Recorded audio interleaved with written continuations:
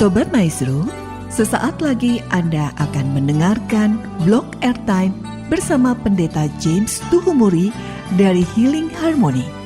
Selamat mendengarkan.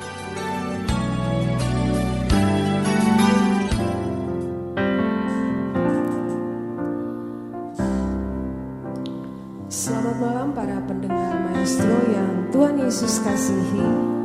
Malam hari ini mari kita mau siapkan hati, kita mau kembali mengingat dan mensyukuri betapa besar kebaikan pengorbanan Tuhan dalam hidup kita. Kami bersyukur Tuhan Yesus, karena Engkau mati dan Engkau bangkit, sehingga kami memiliki kehidupan dan pengharapan di dalam Engkau.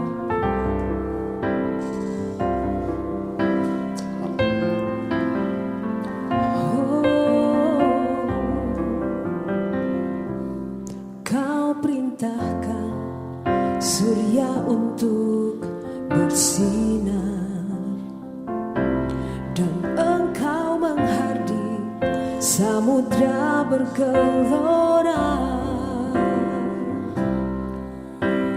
dan Kau mengatur peredaran waktu, dan di tangan-Mu segala semesta. Allah yang sama, yang mengatur semua, bagi yang lemah, yang tiada berdaya. Tangannya mengangkat pada saat ku jatuh. Kau akan mau beri kemenangan, dan ku tahu Yesus hiduplah. Ku tahu Dia hiduplah. Semua yang bernafas bersaksi bahwa sesungguhnya ku tahu Yesus hiduplah, dan ku tahu Yesus hiduplah. Ku tahu Dia hiduplah. Semua yang bernafas bersaksi bahwa sesungguhnya ku tahu Yesus hidup. Dia hidup menghapus dosaku. Dia hidup sampai selamanya. Walau hitam dosaku, ku berharga baginya. Kau akan mau beri kemenangan, dan ku tahu Yesus hiduplah. Ku tahu Dia hiduplah.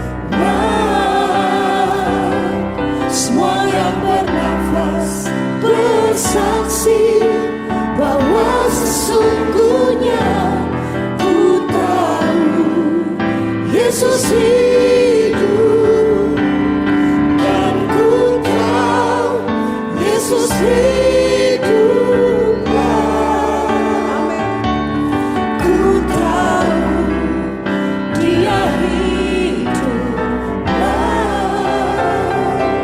Semua yang bernafas bersaksi bahwa sesungguhnya ku tahu Yesus hiduplah. Kau besar, You are great, You do miracles so great.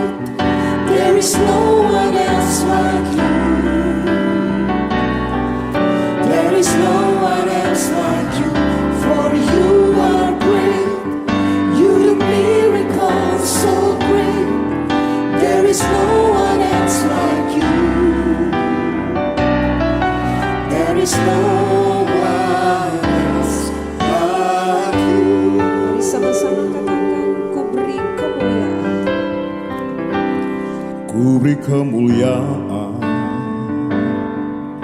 dan hormat, ku angkat suara pujian, ku agungkan namamu, ku beri kemuliaan dan hormat, ku angkat suara pujian, ku agungkan namamu.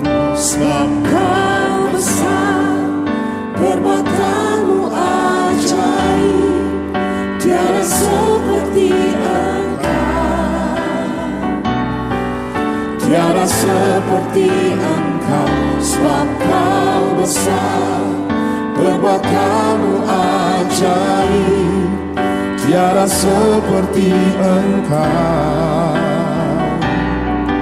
tiada seperti engkau. Lebih lagi katakan haleluya. sebab kau besar, perbuatanmu ajaib, tiada seperti engkau, tiada seperti engkau. Sebab kau besar, perbuatanmu ajaib, tiada seperti engkau, tiada seperti engkau, tiada seperti engkau, tiada seperti Yesus, Yesus.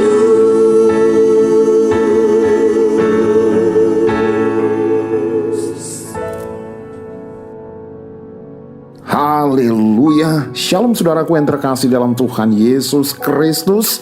Pujian yang baru saja dinaikkan Healing Harmony menyatakan sebab Allah kita adalah Allah yang besar. Dan itu memang benar bahwasanya Ia Allah yang maha besar, karena tidak ada satu kuasa pun seperti kuasanya. Bahkan maut pun tidak dapat menahan kuasa kebangkitan. Haleluya. Bapak Ibu saudaraku yang terkasih dalam Tuhan, dunia postmodern sedang mulai menggoyahkan kekristenan dengan menyodorkan beribu fakta tentang Kristus yang katanya tidak bangkit. Sejak diterbitkannya buku The Da Vinci Code sampai buku-buku seperti Injil Thomas, The Last Stamp of Jesus, dan lain-lain buku, di sana Kristus dihujat dan dinyatakan tidak bangkit dengan argumen ditemukannya mayat yang diduga berasal dari keturunan Yesus. Dari sisi keagamaan, Indonesia juga dengan sengaja tidak mencantumkan hari Paskah di kalender Indonesia. Dan saudara, parahnya ada juga pemimpin-pemimpin dari gereja Arus Utama dan dosen di Sekolah Tinggi Teologi Arus Utama berani membuat suatu artikel di suatu surat kabar bahwa Yesus tidak bangkit. Lalu orang ini ditegur oleh gereja di tempat ia melayani. Bapak Ibu Saudara, apakah Yesus benar-benar bangkit ataukah kebangkitannya hanya sekedar ilusi atau fiksi atau rekaan para murid? Seberapa signifikannya Paskah itu bagi iman Kristen dan bagaimana dampak Paskah itu bagi kehidupan orang Kristen? Hari ini kita bersama-sama merenungkan suatu bagian Alkitab yang menjelaskan kaitan erat antara kebangkitan Kristus yang berdampak kepada kebangkitan kita, memberikan harapan dan kehidupan bagi setiap kita orang percaya. Bapak Ibu Saudaraku yang terkasih, hal yang pertama, kebangkitan Kristus memberikan pengharapan akan perubahan hidup. Hal ini dialami oleh Rasul Paulus. Paulus menjelaskan bahwa Injil itu berisi kematian dan kebangkitan Kristus. Tetapi itu tidak cukup sampai di situ. Kebangkitannya memberikan pengharapan akan adanya perubahan hidup yang ia sendiri alami. Perubahan apa sebenarnya yang dialami oleh Paulus? Pertama, perubahan status. Firman Allah mengatakan bahwa Paulus dahulu bernama Saulus yang berkobar-kobar melayani Allah dengan menganiaya pengikut jalan Kristus. Itu terekam di dalam Kisah Para Rasul 9 ayat 1-2. Tetapi ketika Yesus menampakkan diri di jalan menuju ke Damsyik, Kisah Para Rasul 9 ayat 3-9, jalan hidupnya berubah dari seorang penganiaya jemaat. Jalan Tuhan menjadi pemberita Injil yang sangat setia sampai akhir hidupnya. Dulu, seorang Saulus adalah seorang binasa meskipun mengaku dirinya adalah seorang pelayan Allah. Tetapi setelah Tuhan melawatnya, seorang Saulus berubah menjadi Paulus yang telah diselamatkan. Inilah perubahan status yang ia alami. Dan bagaimana dengan kita hari-hari ini? Saudara, biarlah kebangkitan Kristus yang kita rayakan pada tahun ini bukan saja menjadi suatu perayaan yang rutinitas, tetapi membawa signifikasi yang pentingnya itu kita benar-benar percaya kepada Kristus sebagai Tuhan dan Juru Selamat kita secara pribadi. Haleluya. Saudaraku, sebagaimana anugerah Tuhan menyentuh dan melawat hidup Paulus dan mengubah statusnya dari seorang pendosa menjadi seorang yang diselamatkan, bahkan menjadi pelayan Tuhan, maka biar kebangkitan Kristus, semarak kebangkitan Kristus pada tahun 2023 ini juga melawat dan menyentuh hati serta pikiran kita, sehingga anugerahnya pun dapat kita alami. Haleluya. Kebangkitan Kristus membawa pengharapan dan perubahan hidup. Hal yang kedua, kalau tadi dikatakan kebangkitannya membawa pengharapan dan perubahan hidup, hal berikutnya ini bicara tentang perubahan arah hidup. Saudaraku, setelah Paulus diubahkan statusnya dari seorang pendosa menjadi orang yang diselamatkan, ia tidak hanya berpangku tangan, melainkan ia semakin bekerja keras. Setelah diselamatkan, ia semakin giat memberitakan Injil dan melayani Allah. Lebih uniknya, meskipun dia makin giat bekerja keras demi Allah, ia tetap menyadari bahwa itu adalah anugerah Allah dan bukan kehebatan dirinya sendiri. Kembali di sini kita mendapatkan pelajaran berharga dari seorang Paulus. Ia bukan hanya rasul Kristus yang paling pandai dan setia, tetapi dia juga seorang rasul yang sangat rendah hati. Nah, bagaimana dengan kita? Saudara, seringkali kita terbuai dengan status yang diubahkan. Kita pikir setelah kita diselamatkan, kita bisa menganggur dan tidak usah berbuat baik demi kemuliaannya. Bahkan kita jarang untuk bersaksi bahwa Yesus Kristus mati dan bangkit dari kematian. Dari Paulus kita belajar bahwa setelah kita diselamatkan, kita harus semakin giat bekerja keras melayani Allah dan memberitakan kabar baik, Injil yang menyelamatkan. Kemana saja kita diutus olehnya, marilah kita tetap setia pada panggilannya untuk memberitakan Injil.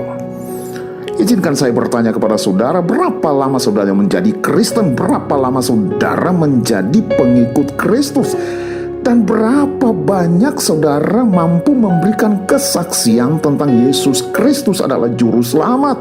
Ia lahir, ia mati, dan ia bangkit dari antara orang mati. Haleluya.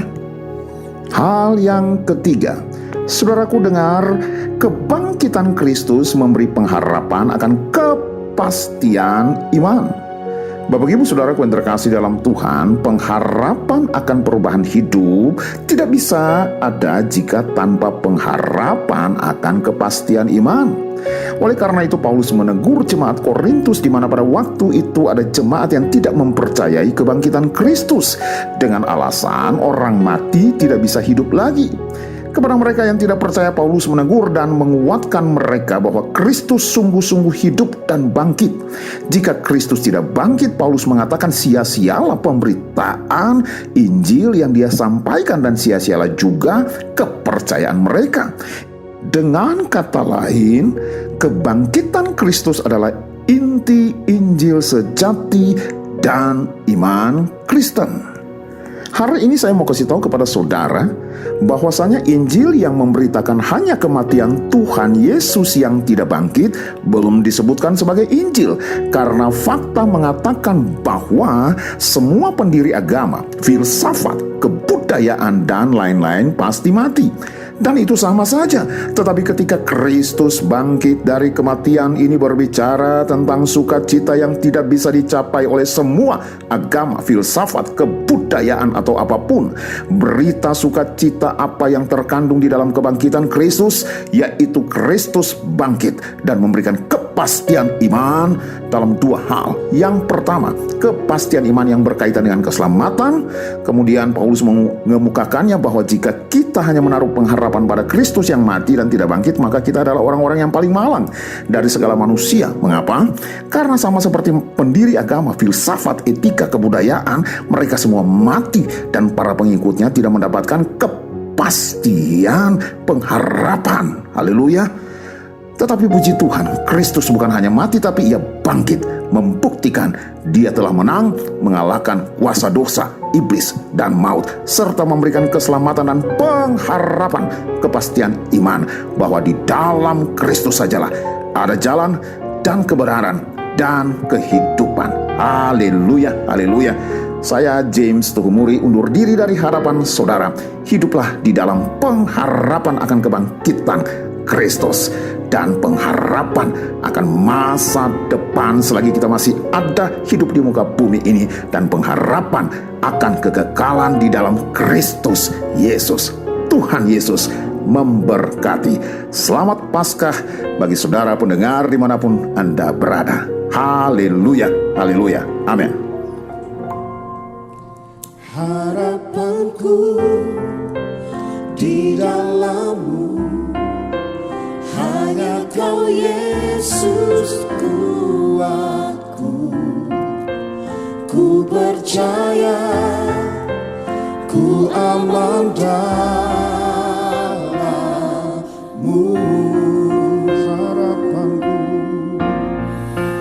Harapanku di dalam-Mu, hanya Kau Yesus kuatku. Ku percaya, ku aman dalam-Mu.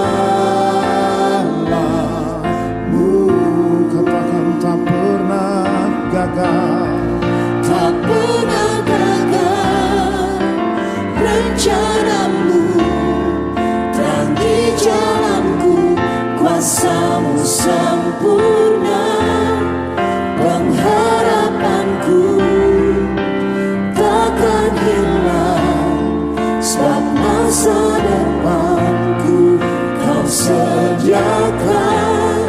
Tak pernah gagal rencana-Mu, terangi hidupku, kuasa-Mu sempurna. Pengharapanku takkan hilang, sebab masa depan ku dalam-Mu.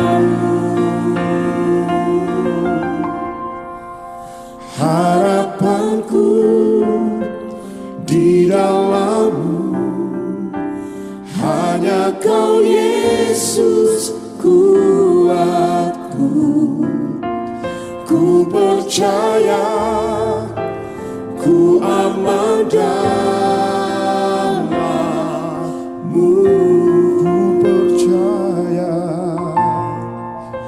Ku percaya, ku aman dalam-Mu. dan aku percaya. Ku percaya, ku aman dalam-Mu.